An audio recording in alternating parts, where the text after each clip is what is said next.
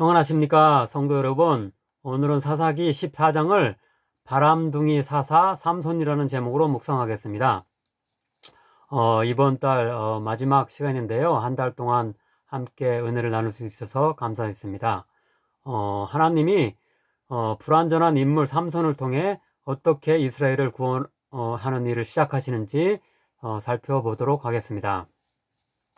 아마도 삼손 이야기는 사사기 중에 가장 유명할 것입니다. 영화로도 만들어질 정도로 삼손은 영웅 호걸이었습니다. 그는 적들을 혼자서 다 때려눕히는 괴력의 소유자였으며 좋은 언변으로 사람들의 마음을 끌 줄 알았고, 약속한 것은 꼭 지키는 사내다운 기질이 있었습니다. 또한 특별히 남자들에게는 강하지만 여자들에게는 한없이 약하고 쉽게 사랑에 빠지는 바람둥이였다고 할 수 있습니다. 삼손 이야기가 시작되는 13장 1절에 보면 이스라엘 자손이 블레셋 사람의 손에 넘겨진 기간이 40년이라고 했는데요. 이것은 사사기에 나오는 이방 족속의 지배 중에서 가장 긴 기간입니다. 그만큼 이스라엘의 죄악이 심각했고 중한 심판에 처해졌다는 뜻일 것입니다. 이런 이스라엘 사회 전체의 모습을 반영하듯이 마지막 사사로 등장하는 삼손 역시 결점이 많은 인물로 묘사됩니다. 하지만 하나님은 이스라엘을 버리지 않으시고 다시 한번 삼손을 통해 구원의 은혜를 베푸십니다. 오늘 본문은 여인과 관련된 세 가지 이야기 중 첫 번째, 곧 딥나의 한 블레셋 여인을 아내로 맞이하는 이야기의 전반부가 나오고 있습니다. 다음 15장에는 그 후반부가 나오고 있고요. 그리고 16, 17장에는 가사의 한 기생과 관련된 이야기가 나오고, 마지막 세 번째로 또 이 솔에게 유명한 들릴라와의 그런 이야기가 나오고 있습니다. 이제 그 첫 번째 그 여인과 관련된 이야기인 딥나 여인 이야기를 본문의 순서대로 상고하도록 하겠습니다. 먼저 1절부터 4절에서는 삼손이 블레셋 사람들의 거주지인 딥나에 갔을 때 봤었던 한 여인을 마음에 두고 부모님께 아내로 삼게 해달라고 요청하는 장면, 그리고 부모님이 왜 하필 이방 여인을 아내로 삼으려고 하느냐라고 하면서 말리는 장면이 나옵니다. 출애굽기 34장 16절과 신명기 7장 3절 4절 등을 보면 하나님께서는 자칫 이방신을 섬기는 유혹에 빠질 수 있으므로 이방인들과 결혼하지 말라는 명령을 내리십니다. 따라서 삼손의 요청은 하나님의 명령과 정면으로 배치된다고 할 수 있습니다. 하지만 삼손은 부모님의 만류에도 불구하고 내가 그 여자를 좋아하오니 나를 위하여 그 여자를 데려오소서라고 고집을 합니다. 그런데 특이한 것은 하나님께서 이런 삼손의 불순종을 오히려 이스라엘이 블레셋에 저항하고 그들의 지배에서 벗어나는 계기로 사용하신다는 점입니다. 4절입니다. 그때에 블레셋 사람이 이스라엘을 다스린 까닭에 삼손이 틈을 타서 블레셋 사람을 치려 함이었으나 그의 부모는 이 일이 여호와께로부터 나온 것인 줄은 알지 못하였더라.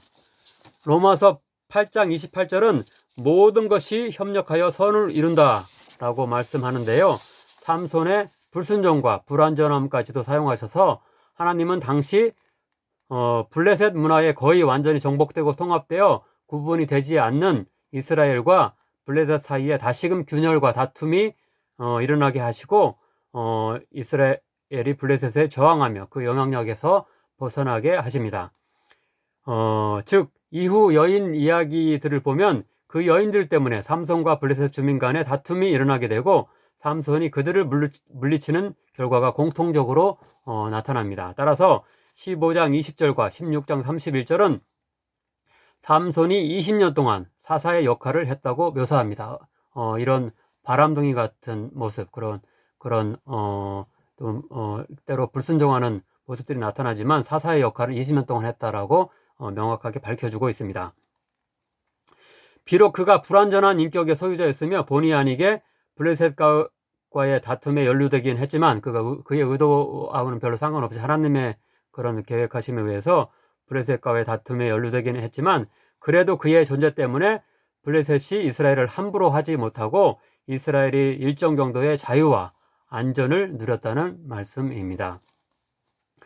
두 번째 단락인 5절부터 9절에서는 삼손의 간청으로 부모님도 딥나에 가서 그 여인을 만나고 또한 그들 모두 결혼잔치를 위해 다시 한번 딥나에 가던 중에 일어난 사건이 나옵니다. 즉 삼손은 딥나에 갔을 때 한 포도원에 들렀으며 거기서 젊은 사자와 마주쳐 그 사자를 손으로 찢어 죽였으며 두 번째 방문 중에는 그 포도원에 그 사자를 죽인 곳에 다시 이르렀을 때에 사자의 시체에 벌떼가 꿀을 모아놓은 것을 보고 자신도 먹고 부모님에게도 준 일이 있었습니다. 이 단락에서 특이점은 먼저 7절에 그가 내려가서 그 여자와 말하니 그 여자가 삼손의 눈에 들었더라 라는 대목에서 찾을 수 있습니다. 이것은 뒤에 17장 6절과 21장 25절에 나오는 사람마다 자기 소견에 옳은 대로 행하였더라 라는 대목에 상응합니다. 자기 소견이란 말은 자기 눈이라는 말과 똑같습니다. 그래서 삼손의 눈과 이렇게 대용된다고 할 수 있습니다.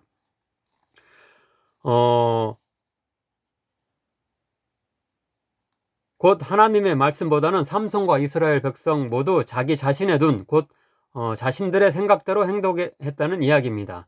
삼손의 경우는 이런 잘못된 그런 안목과 선택 때문에 결국 본문 끝절인 20절에 보면은 결혼했던 블레셋 여인을 다른 사람에게 빼앗기는 비극적 결과를 겪게 됩니다.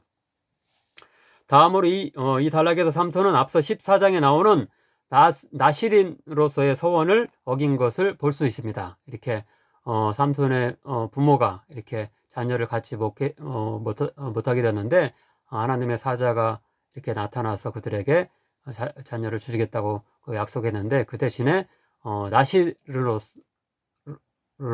하나님께 바쳐진 그런 자된 신분으로 그런 나실인의 규정을 지켜야 한다고 말씀했는데 여기서 그 14장의 그런 규정들을 어기는 것을 볼 수 있습니다. 민수기 6장에 보면 포도주 등 포도와 관련된 음식을 피하라 라는 그런 나실인이 지켜야 할 그런 명령을 어기며 포도원으로 삼손이 간 것을 볼 수 있습니다. 또한 시체를 만지지 말아야 하는데 사자를 죽이고 그 시체를 만지게 되었을 것이며 이후 꿀을 모을 때도 그 사자의 그런 사체에 손을 댔을 것입니다. 즉 삼손은 압달락의 이방 여인과의 결혼 금지 규정 그리고 나실인으로서의 규정 두 가지 등 총 3가지 규정을 어기는 불순종을 저지른 것입니다. 세 번째 단락인 10절부터 18절에는 삼손의 결혼잔치에 참여한 들러리격의 블레셋 사람들에게 삼손이 문제를 내는 흥미로운 그런 수수께끼 내기 이야기가 나오고 있습니다. 삼손은 30명의 들러리들에게 만약 이 문제를 맞추면 속옷과 겉옷 30벌을 주겠다고 양속하고 만약 못 맞추면 그들이 자신에게 그 30벌을 주라는 내기를 제안하고 있습니다. 그들이 받아들이자 그는 먹는 자에게서 먹는 것이 나오고 강한 자에게서 단 것이 나왔느니라가 무엇을 의미하는지 맞춰보라고 합니다. 대답하기로 약속한 날짜가 다가오자 그들은 삼손의 아내를 협박하여 그 답을 알아오게 합니다. 삼손은 아내의 요청에 처음에는 거절하지만 울며 거듭하여 간청하자 답을 말하고 맙니다.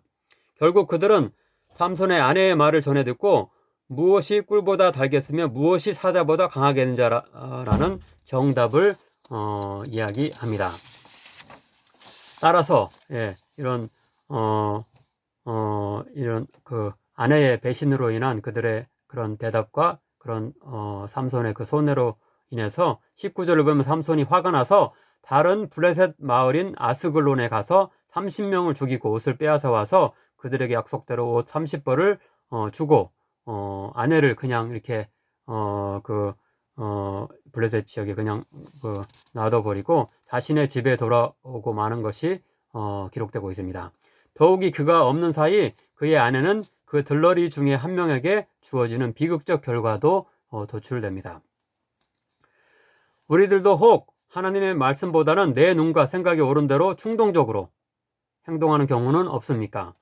삼손은 자신의 말초적 본능과 욕구에 이끌려 이방인과 결혼하지 말라는 계명, 그리고 나시린의 포도 관련 음식과 사체 접촉 금지의 계명을 위반하며 함부로 행동하고 말았습니다. 또한 결혼잔치에 들러리로 초대된 블레셋 남성들과 호기롭게 내기를 하다 아내에게 배신당하고 결국 잘못된 살인을 저지르게 되며 아내까지 잃게 됩니다. 아무쪼록 우리들은 우리 자신의 안목과 견해보다는 하나님의 말씀과 뜻에 따라 행동할 수 있는 자들 되길 빕니다. 그러나 다른 한편으로 하나님께서는 이러한 삼손의 그런 결점과 실수에도 불구하고 그를 사사로 사용하셔서 블레셋을 견제하며 이스라엘의 자유와 안전을 가져다 주셨음도 배웠습니다. 때로 우리 자신과 주변 사람도 실수하고 결점도 많겠지만 하나님의 은혜를 결코 포기하지 않으며 다시 회개하고 하나님의 선한 도구로 사용될 수 있게 해달라고 간구하는 자들 되어야 하겠습니다. 기도하겠습니다. 사랑의 하나님, 우리들은 삼손처럼 본능에 이끌려 충동적으로 행동하는 자 되지 않도록 지켜 주옵소서. 내 짧은 생각과 세상적 안목보다는 하나님의 뜻을 철저히 묻는 자 되게 하소서. 때로 우리도 삼손과 같이 잘못된 기질과 결점도 많으며 실수하지만 다시 돌이키게 하시고 당신의 선한 일을 할 수 있는 도구로 사용하소서. 예수님의 이름으로 기도하옵나이다. 아멘.